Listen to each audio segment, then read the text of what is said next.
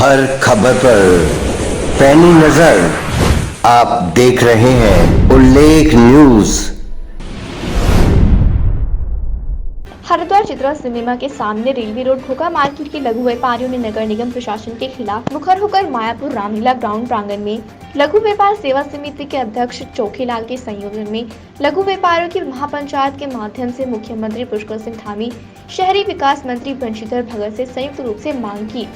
19 अगस्त 2010 को समस्त railway road से हटाए गए खोखा धारक लघु व्यापारियों को प्रधानमंत्री स्ट्रीट वेंडर्स आत्मनिर्भर योजना खोखा पटरी रेडी राष्ट्रीय जीविका मिशन के नियमानुसार आगामी 15 दिन के भीतर लघु व्यापारियों का सर्वे कराकर चित्रा सिनेमा के सामने रेलवे रोड पर ही वेंडिंग जोन के रूप में मूलभूत सुविधाओं के प्रतिबंधन के साथ व्यवस्थित व स्थापित किए जाने की मांग को प्रमुखता से दोहराया। लघु व्यापारिक सेवा समिति की रामलीला रंगमंच मायापुर के प्रांगण में हुई, जिसकी अध्यक्षता तिलक राज जी ने करी और हमारे मुख्य अतिथि आज के संजय चोपड़ा रहे। आज इसी विषय में एक बैठक हुई है। जैसा आपको मालूम है, सुप्रीम कोर्ट के आदेश तो 27 नवंबर 2015 में हो गए थे और हमें 2010 में यहाँ से हटा दिया गया था, जबकि कोर्ट के आदेश से जब तक हमें विकल्प ना दिया जाए, जब तक यहाँ से ना हटाया जाए। उसी संबंध में मनोज गर्ग के टाइम में एक प्रस्ताव 40 नंबर यहाँ पर पास हुआ कि जब तक ITI में पक्की दुकानें नहीं बनती 10/12 की, जब तक अस्थायी रूप से हमें यहाँ 8/8 के खोखे बना करके दे दिए जाएँ और जिनकी रकम हम नगर पालिका में जमा करेंगे। वैसे हमारे 92 हज़ार रुपये नगर पालिका में जमा भी है 2010 में। तो मेरा यही कहना है, जो स्थान यहाँ जिस जगह से हमें हटाया गया, वहाँ पर अभी भी पता नहीं कहाँ के लोग आकर के बैठे हुए हैं और नाले में पूरी गंदगी रहती है। और जबकि मनोज गर्ग के समय में 8/8 के खोखे बना करके एक जैसे उसका नक्शा भी नगर पालिका ने बना रखा है, वो भी हमारे पास उपलब्ध है। तो मेरा यही कहना है, बैंडिंग कमेटी की बैठक होनी है और हमें अभी MLA साहब से SNA साहब से भी मिले। हमारा यही निवेदन है कि बैंडिंग जोन की जो मीटिंग होनी है, जिसमें संजय चोपड़ा उसके मेंबर भी हैं, उनसे भी हम इस सभा के माध्यम से निवेदन कर रहे हैं कि हमारे को इसी स्थान पर आरती होटल के सामने से लेकर के माल गोदाम तक जितने भी हम सुप्रीम कोर्ट के खोखे वाले हैं या दूसरे कब्जाधारी हैं, सारे उसमें सम्मानित हो जाते हैं, सब उसमें सम्मिलित हो जाते हैं। और हमारा नगर पालिका में 3 महीने और 6 महीने का 500 रुपये महीने का किराया भी जमा है। तो ज़्यादा कुछ नहीं कहते हुए भारत सरकार या सुप्रीम कोर्ट के जो भी आदेश हुए हैं, और भारत सरकार ने फेरी नीति वालों के लिए ये बना रखा है कि फेरी नीति वालों को बैंडिंग जोन में शामिल करा जाए।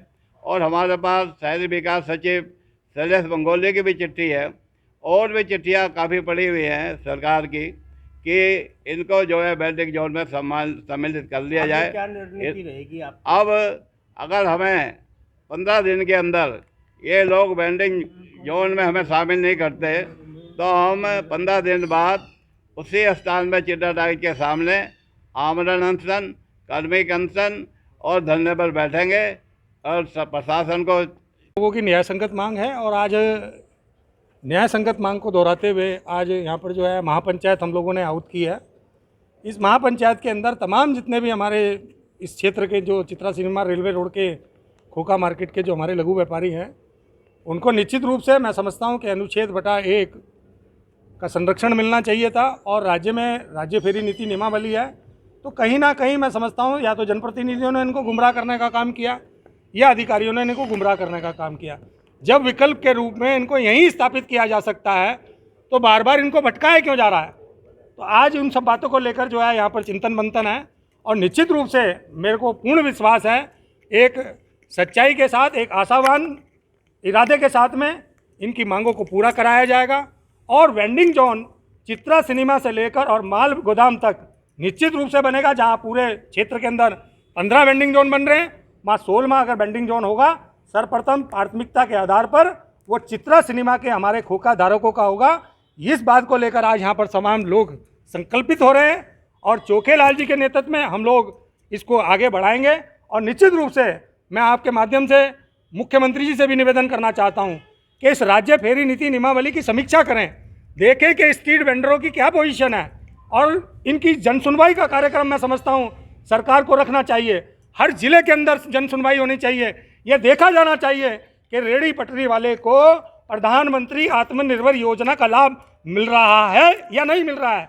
इसके लिए मैं आपके माध्यम से कहना चाहता हूं कि सरकार को समीक्षा के साथ में आगे बढ़ना होगा और तमाम जो चित्रा सिनेमा के सामने जो हमारे तमाम लघु व्यापारी हैं इनको विकल्प के रूप में उसी जगह पर स्थापित करना होगा। इन सभी बातों को लेकर आज की हमारी बैठक है और आगे जो भी हमारे निर्णय होंगे सकारात्मक होंगे और निश्चित रूप से एक आशावान इरादे के साथ में हम आगे की रणनीति बनाएंगे। धन्यवाद।